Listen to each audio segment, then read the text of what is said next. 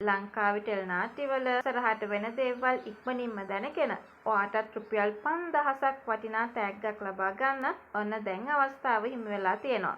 ඔයාට කරන්න තියෙන්නේ මගේ channel එක subscribe කරන එක විතරයි.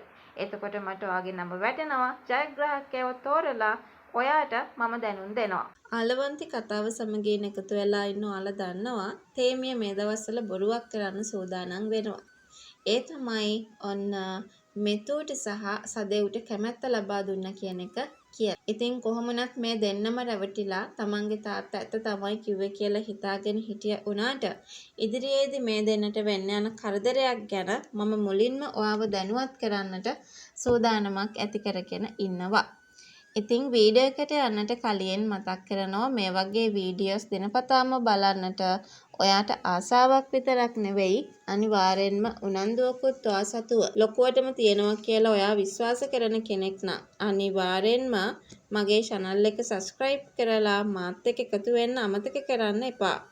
ඒ වගේම like කරන්න, comment කරන්න, තවත් නොදන්න යාළුවෙක් වෙනුවෙන් විශේෂයෙන්ම ෂෙයා කරන්නත් අමතක කරන තැනටපත් වෙන්න එපා කියන කතාව ගැන මම හොඳටම ඔයාව දැනුවත් කිරීමට සූදානමකුත් එකතු කරගෙන තියෙනවා කියන කතාව ගැන අද වීඩියෝ එක හරහා අපි හැමෝම විශේෂයෙන්ම මතක් කරන්නටම ඕනේ කතාවක් විදියට තමයි අපි හඳුන්වලා දෙන්න ඕනේ. ඔයා දන්නවනේ මෙතුට ඕන කරන්නේ කොහොම හරි කරලා සදෙව් එක්ක ලස්සන ජීවිතයක් ගත කරන්න. මෙතුගේ ජීවිතේ මෙතුට ඊට වඩා බලාපොරොත්තු නැහැ. මෙතු හැමතිස්සෙම හිතන්නේ තමන්ගේ ජීවිතයටත් වඩා සදෙව්ගේ ජීවිතේ ලස්සන වෙන්න ඕනි කියලා.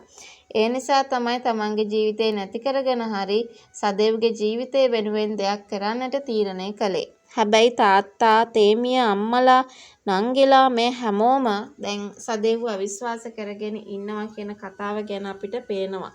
ඒ වගේම තේමිය මේ වෙලාවේදී තවත් ලොකුම කතාවක් කරගන්නට බලාපොරොත්තුවක් තියාගෙන ඉන්නවා කියන කතාව ගැන අද වීඩියෝ එක හරහා අපි හැමෝම මේ වෙලාවේදීම කතා කරගන්නට උනන්දුවක් තියාගෙන ඉන්නවා කියන කතාව තමයි මම මේ වෙලාවේදී ඔයත් එක්කම එකතු වෙලා කතා කිරීමට සූදානමකුත් එකතු කරගන්න කියන කතාව ගැන මම හොඳින්ම මතක් කරන්නට බලාපොරොත්තු වෙනවා.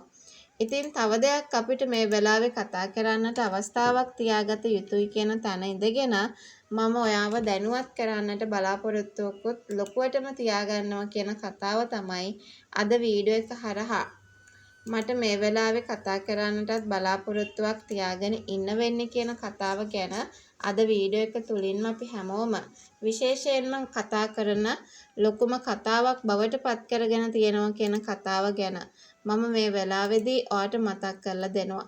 ඉතින් කොහොමනත් මෙතු ඉදිරියට නිදහසේ මුණ ගැහෙවි. ඒ නිදහසේ මුණ ගැහෙන්නේ අනිවාර්යෙන්ම තමන්ගේ තාත්තගෙත් කැමැත්ත ඇති වුණ නිසා. හැබැයි ඒ වුණාට සදෙව් ගැන දේවල් හොයලා බැලීමේ අරමුණක් තමයි මෙතන තියෙන්නේ.